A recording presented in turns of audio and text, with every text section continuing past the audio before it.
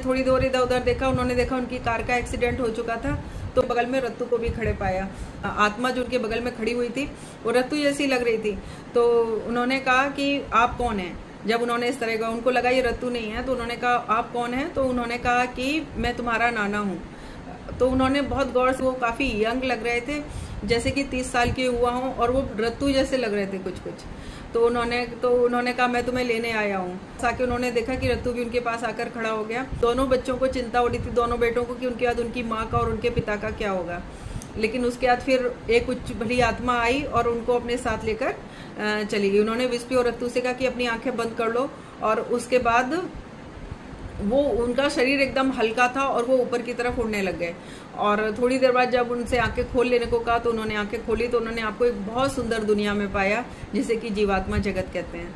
तो फिर उन्होंने उस जीवात्मा जगत में क्या अनुभव किया, कैसा था जीवात्मा जगत, ये